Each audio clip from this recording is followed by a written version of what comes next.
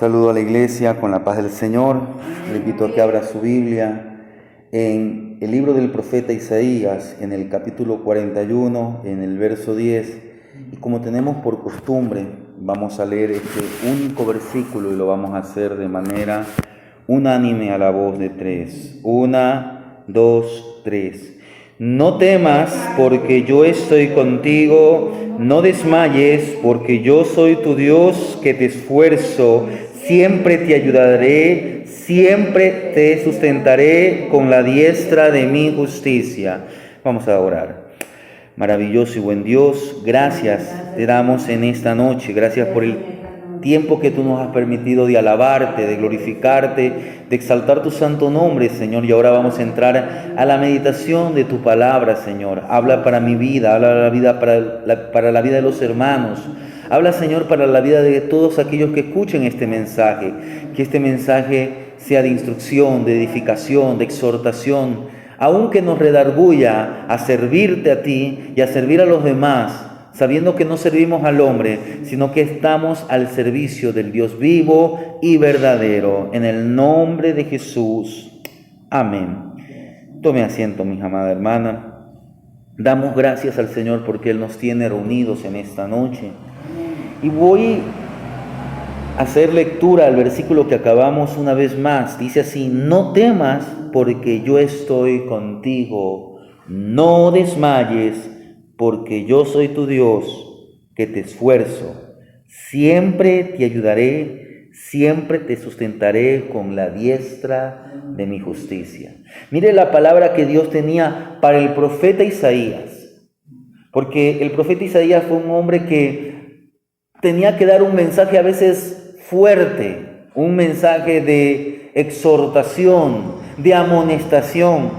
Hay muchos maestros bíblicos que entienden que este profeta fue asesinado, fue ejecutado, fue martirizado en el tiempo del reinado de uno llamado Manasés, que si usted conoce la historia de los reyes, la Biblia cita, hablando de los reyes del sur, los reyes de Jerusalén, que Manasés fue tal vez el peor de los reyes de Jerusalén.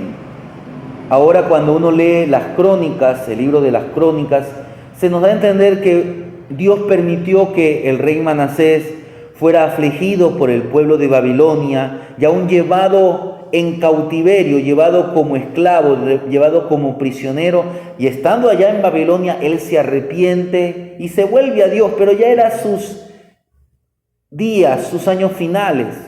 Entonces ya el mal ya estaba hecho. Y por eso es que tal vez Dios le dio esta palabra que era primeramente para el pueblo de Israel, pero también era para el sacerdote y profeta Isaías. Y esta palabra hoy también es para nosotros, porque a veces usted y yo, cuando Dios nos manda a hacer algo, o cuando tenemos que hacer algo para alguien, como que en nuestro corazón hay temor, hay miedo, tal vez nos sentimos incapaces. Y es verdad, humanamente usted y yo somos incapaces, pero recuérdese que no estamos solos. Por eso es que esta palabra también es para nosotros. El Señor nos dice: no temas, porque yo estoy contigo. No desmayes, porque yo soy tu Dios. Y mira esta palabra: siempre, siempre te ayudaré. Dios está siempre para ayudarnos. Ahora, ¿por qué a veces el cristiano no recibe la ayuda del Señor? Porque no le busca, porque no le obedece. Y porque no hace lo que a todo cristiano le corresponde como hacer. Y hemos estado empezamos a estudiar la vida de un hombre llamado David. Y para eso yo le pido que vaya al capítulo 16. Ya veíamos algunas cosas acerca de David en 2 enseñanzas anteriores. Y hoy estamos continuando con lo que enseñábamos el día domingo. Veíamos que David fue un siervo excelente. Vimos el día domingo que David fue un siervo excelente, pero él fue un siervo excelente para la gloria de Dios. Vimos primeramente a David como el pastor de ovejas y esas ovejas no eran suyas, eran las ovejas de su padre Isaí. Pero la Biblia, y más adelante David da testimonio, que cuando David estaba cuidando de las ovejas de su padre, cuando venía un peligro, un animal a querer atacar el rebaño, David estaba dispuesto aún a arriesgar su propia vida. Tal vez David trabajaba lo más normal para su padre por un plato de comida, por el cuidado, porque él vivía como hijo, era la obligación. Tal vez David podía decir, como tal vez hoy un muchacho, no, pero si yo tengo que estudiar, o no, ahí están mis hermanos los mayores, ¿y por qué ellos no? A veces cuando a uno lo mandan a hacer una tarea, y yo creo que eso es algo normal que le pasa a uno, ¿y por qué no manda al otro? ¿Y por qué siempre a mí? Pero a veces Dios permite esto porque Dios está tratando con nosotros.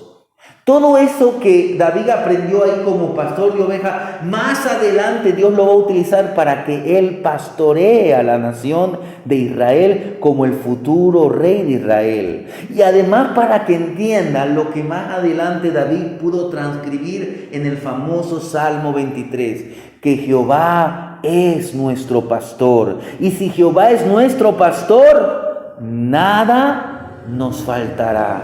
Porque así como David proveía, buscaba pasto para los animales, la Biblia dice que aunque andemos en valle de sombra de muerte, no debemos temer, porque Jehová está con nosotros, porque Él es el que nos da pasto fresco, nos da alimento, nos da sustento. El Señor está dispuesto a darnos todo lo que realmente necesitamos.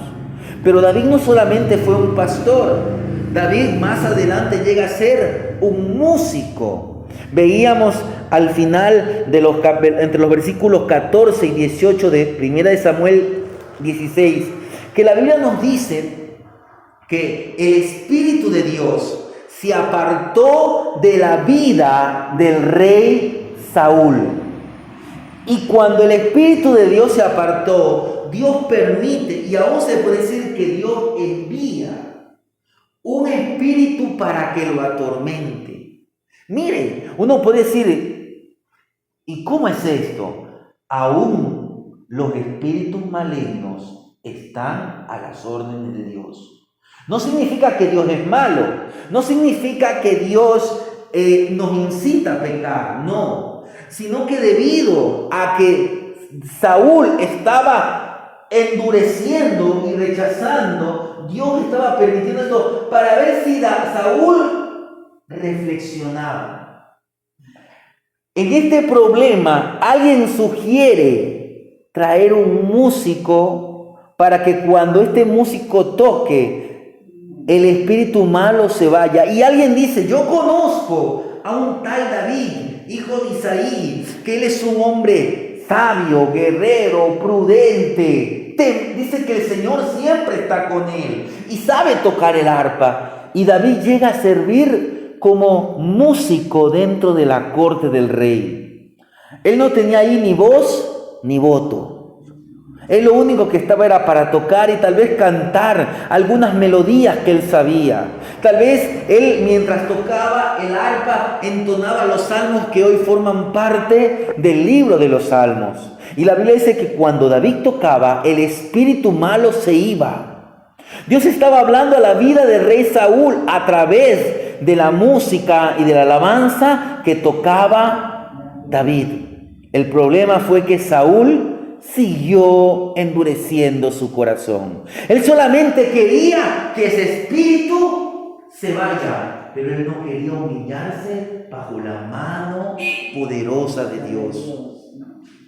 Pero quiero que ahora veamos una faceta que usted y yo tenemos que entender. Mire lo que nos dice ahí en 1 Samuel capítulo 16, el verso 18.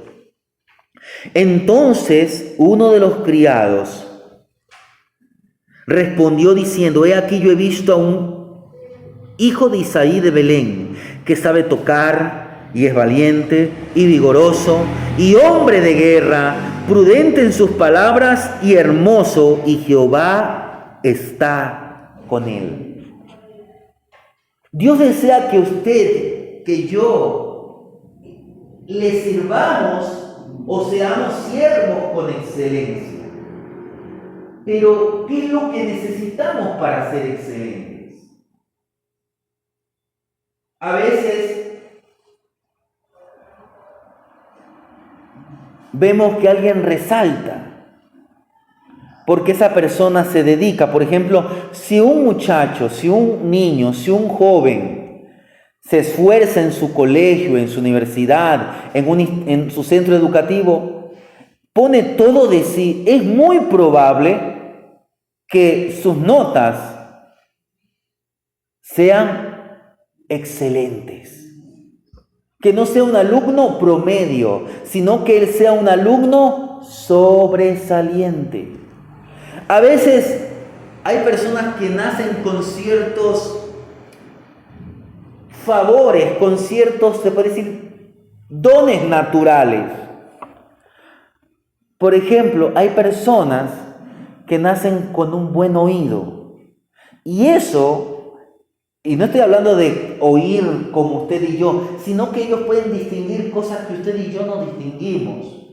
Y eso nos lleva, qué sé yo, a tocar un instrumento, a tocar una guitarra, un piano. Pero eso no significa que porque ya tiene ese talento natural, ya va a ser un excelente músico. ¿Qué es lo que se necesita? Lo que necesita ese niño, lo que necesita esa persona es muchas horas de práctica en el instrumento que él desea tocar. ¿Qué dice la gente de afuera? No sé si usted ha escuchado esto, que la práctica hace al maestro.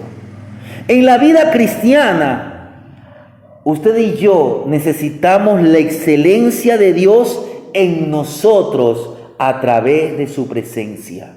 Necesitamos la presencia de Dios en nuestras vidas para ser siervos excelentes para la gloria de Dios. Algo valioso de David fue su deseo de la presencia de Dios, su forma de pensar, sus actitudes, su respeto. La Biblia dice que él era temeroso de Dios. Esto reflejaba que la vida de David, la brújula de la vida de David, era dirigida por Dios. No era su propio yo. No era, ay, es que yo soy esto. No. Era porque Dios estaba con él. Mire, si nosotros seguimos con este estudio de la vida de David, vamos a ver que muchas veces David tomó decisiones erradas. Y muchas veces tuvo ocasiones para hacer lo que a Dios no le agradaba, lo diferente. Recuérdese aquella ocasión cuando Nabal se porta mal con David. Y David, ¿qué pensó? Ir y destruir a Nabal, destruir todo lo que tenía Nabal. Pero ahí se apareció una mujer llamada Abigail. Y David estuvo dispuesto a recibir el consejo de esta mujer. Otro podía decir, tú eres la mujer de Nabal, matémosla. Pero David pudo escuchar. La Biblia nos enseña que debemos exhortarnos, aconsejarnos los unos a los otros. Debemos estar dispuestos, porque a veces, no es que yo soy el hermano, o yo soy el líder, o yo soy esto. Tenemos que siempre estar dispuestos a dejarnos corregir por otros. Algo que David buscaba es que la presencia de Dios sea la que guíe su vida. La historia bíblica nos revela a hombres y mujeres que buscaron ardientemente una relación profunda con Dios, y el resultado de esta vida práctica fue que tuvieron grandes experiencias con Dios. Nosotros los cristianos debemos buscar enérgicamente la presencia de Dios en nuestro caminar. Porque de esta manera nuestra vida va a tener significado. La Biblia nos dice que hubo un hombre que caminó con Dios llamado Enoc y Dios se lo llevó. No es fácil caminar la vida cristiana. El Señor, ¿qué nos dice? Estrecha es la puerta y angosto el camino. Pero recuérdese, no temas porque yo estoy contigo. No desmayes. A veces vemos que nuestra familia se está saliendo de los caminos de Dios y decimos, ¿y para qué? ¿Y para qué tanto le he buscado? ¿Para qué tanto he orado? ¿Para qué tanto le he servido? El Señor hoy nos dice, no temas. Esta batalla, tal vez tú hiciste errores en el camino, tal vez por esta o aquella razón, pero yo estoy aquí ¿para qué? Para darte la mano en medio de este problema. Y la mano del Señor es una mano, dice que la mano de Jehová no se ha cortado, el oído de Dios no se ha cortado para oír. La mano del Señor es todopoderosa. Caminemos a la luz de la presencia de Dios. Necesitamos buscar incansablemente la presencia de Dios para poder afrontar las dificultades de nuestra vida diaria y ser de bendición donde quiera que vayamos. Por eso es importante que el cristiano cuide de su vida espiritual. El cristiano y su espiritualidad. El cristiano que se acerca a Dios por la palabra, por la acción del Espíritu de Dios, su corazón lo impulsa a buscar. Cuando usted más medita en la palabra, cuando usted más busca, ¿qué va a pasar? Progresivamente usted va a anhelar más de la presencia de Dios. Pero cuando el creyente deja de congregar, cuando el creyente deja de leer, cuando el creyente deja de orar, cuando el creyente deja de ayunar, de practicar las disciplinas espirituales, poco a poco eso como que se va apagando. El Señor quiere que nosotros volvamos a encender nuestra vida espiritual, que desarrollemos nuestra espiritualidad. En el camino cristiano debemos suplicar constantemente para que nuestra vida refleje las enseñanzas de Cristo. Y para que esto ocurra necesitamos disciplina espiritual. Una vida dedicada mediante la oración, mediante el ayuno, mediante la lectura de la palabra, mediante la meditación bíblica, mediante un tiempo en que el Señor nos inspire y nos lleve a predicar su palabra. No se trata solamente de conocer, no se trata solamente de teoría, se trata de vivir la palabra en la casa, en el hogar, en el trabajo, en la calle, dentro y fuera de la iglesia. El cristiano, mediante la práctica de las disciplinas espirituales, escapa, se aleja de esta vida ligera, de esta ligereza mundana, de este mundo pecaminoso. ¿Y qué pasa? Se ve impulsado. ¿Por qué? Porque si uno alimenta al Espíritu, el Espíritu lo impulsa a buscar más del Señor. Pero si no alimentamos el Espíritu, si lo que estamos haciendo es satisfaciendo los deseos de la carne, entonces la naturaleza carnal comienza a tomar dominio.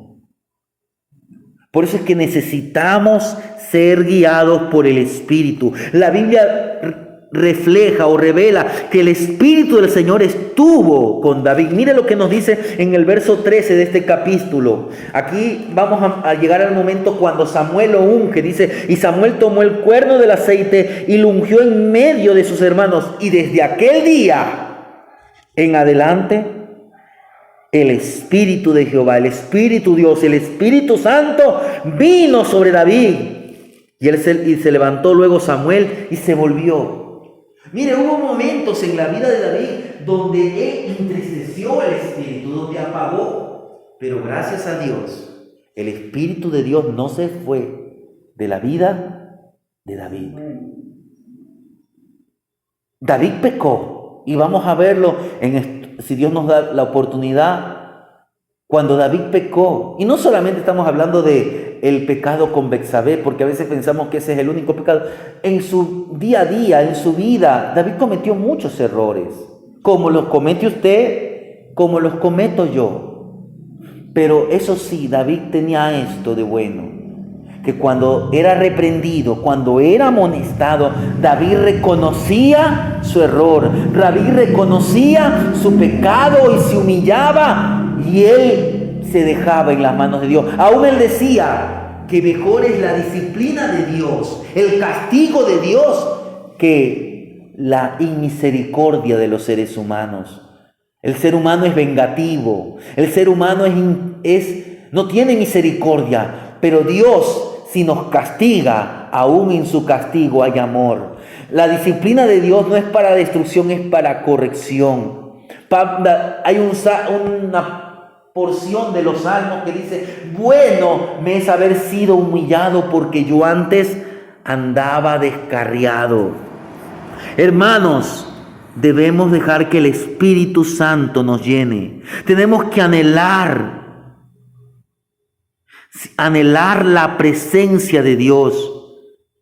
Mire, Dios lo llenó a David, Dios llenó a hombres como Samuel, aún el mismo rey Saúl. Dice que el Espíritu de Dios vino sobre Saúl, pero Saúl se dejó llevar por las cosas de este mundo. Empezó a resistir a la palabra de Dios, hasta hubo un momento que el Espíritu de Dios se apartó de la vida de Saúl. Hermanos, la Biblia nos dice que debemos ser llenos, dice en Efesios 5:18, sé llenos del Espíritu Santo. La llenura de Dios va más allá de una experiencia durante el culto. Nos lleva a percibir una amplitud de vida trabajando.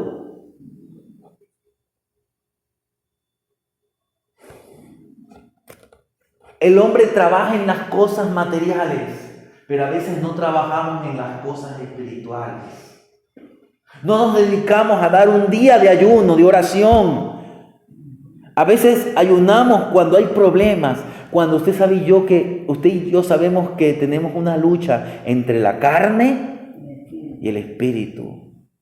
Y el ayuno tiene que ver con eso, que nuestras ligaduras, las ligaduras de la carne, sean destruidas. Que nosotros seamos totalmente deshechos y que lo que salga a luz de nosotros no sea nuestra naturaleza carnal, no sea nuestro yo, sino que sea el nuevo hombre creado a la semejanza de Cristo. Hermanos, necesitamos ser guiados por el Espíritu Santo. Así como David fue un pastor, fue un siervo valiente, fue un músico, adorador con excelencia. Usted y yo también podemos hacer, pero necesitamos ser guiados por el Espíritu Santo. Para terminar este mensaje, leamos lo que nos dice del verso 19 al 23. Mire lo que nos dice ahí en 1 Samuel 16, del 19 al 23. Dice así: y Saúl envió mensajeros a Isaí, diciendo: envíame a David tu hijo, el que está con las ovejas. Y tomó Isaí un asno cargado de pan, una vasija de vino, un cabrito, y lo envió a Saúl por medio de David su hijo. Y viniendo David a Saúl, estuvo delante de él. Y él, hablando de Saúl, le amó mucho y lo hizo su paje de armas. Y Saúl envió a decir a Isaí: yo te ruego que esté David conmigo, pues ha hallado gracia en mis ojos. Y cuando el espíritu malo de parte de Dios venía sobre Saúl, David tocaba el arpa y tocaba con su mano, y Saúl tenía alivio y estaba mejor, y el espíritu malo se apartaba de él. Mire, ¿para qué fue traído David? Para que él toque. Pero el objetivo era que al tocar David, el espíritu malo se vaya. En otras palabras, David tenía un desafío. Y no era un desafío material, era un desafío de carácter espiritual. Un consejo que aquí vamos a aprender es que la alabanza es un arma de victoria. Por eso en su casa, alabe a Dios. Hoy ya los cultos familiares no se están haciendo. ¿Por qué? Porque venimos cansados y cada quien toma. No. Vamos a alabar al Señor, familia. Hoy ya no tenemos culto. Vamos a tener una media hora, una hora, un pequeño devocional. Vamos a orar, vamos a leer la Biblia, vamos a cantar unos cánticos y tal vez el padre, la madre, una pequeña meditación. Pero démosle tiempo a las cosas del Señor. No esperemos los problemas. Recuérdese de aquella historia cuando dice que en los tiempos del rey Josafat vino un ejército a hacerle guerra al rey Josafat. ¿Qué es lo que puso? Dice que ellos oraron, ayunaron y Dios levantó un hombre llamado Jaziel, el que les dijo, el Señor va a pelear por vosotros. Dice que pusieron músicos a adorar.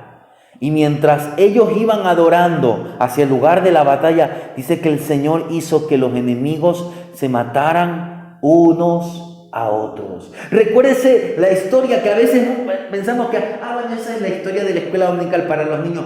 Cuando vemos que Josué conquista la ciudad de Jericó, ¿qué hicieron? Dice que por 6 días dieron vueltas.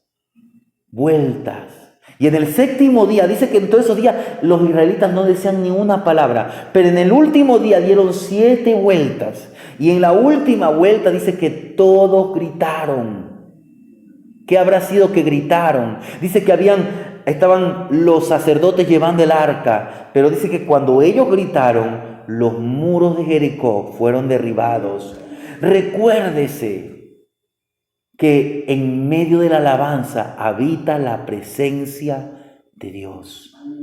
No es fácil adorar al Señor cuando hay una mala noticia, cuando no hay dinero, cuando hay problemas. Pero decía el profeta Habacuc, aunque la higuera no florezca ni en las vides haya fruto, con todo yo me gozaré en el Señor. El Señor es mi fortaleza. El Señor me levanta y me hace ver desde las alturas y me hace andar. Hermanos, mire, primer desafío de David, iba a estar ante la presencia del rey Saúl.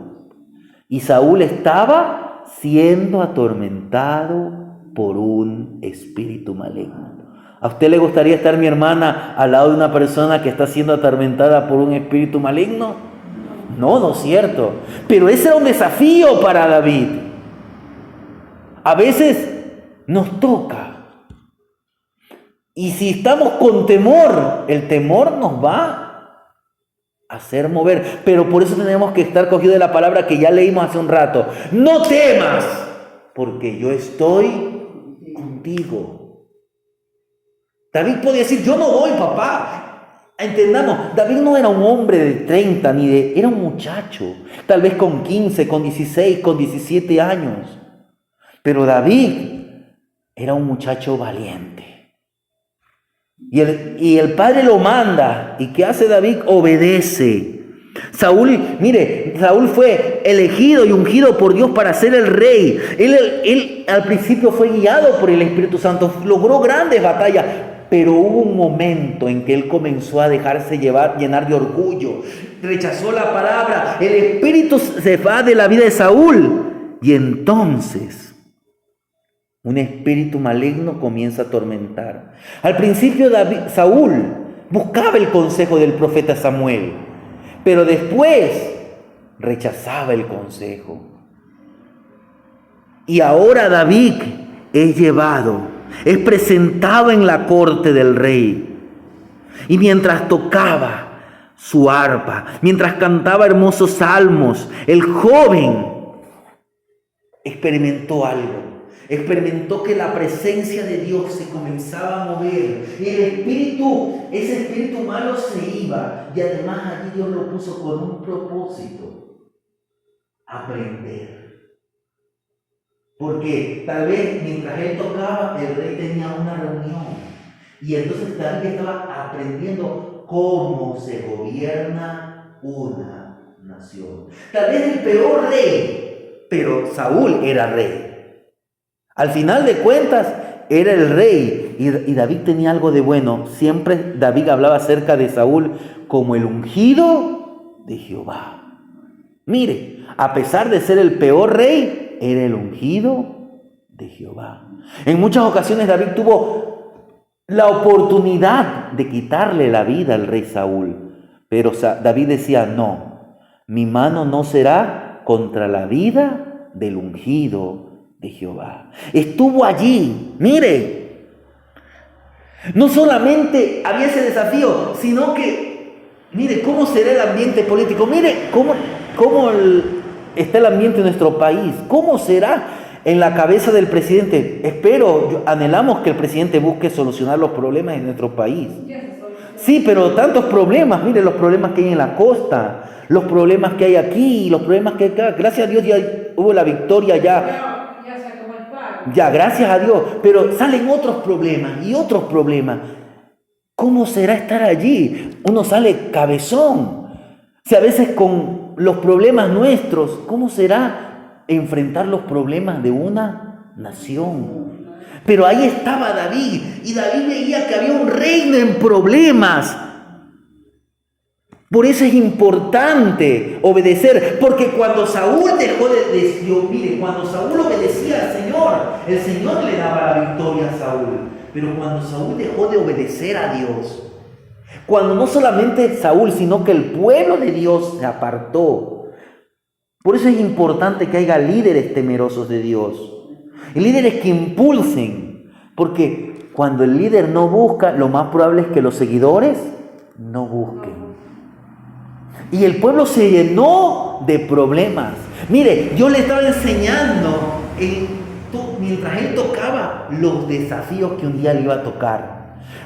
Cuando usted estudia, y estaremos estudiando la historia de David y llegaremos cuando él llega a ser rey, no es que David, murió Saúl y por las mismas fue rey de todo Israel, no. Los primeros 7 años, David solamente fue rey sobre una tribu, sobre la tribu de Judá. Después es que el reino se unifica.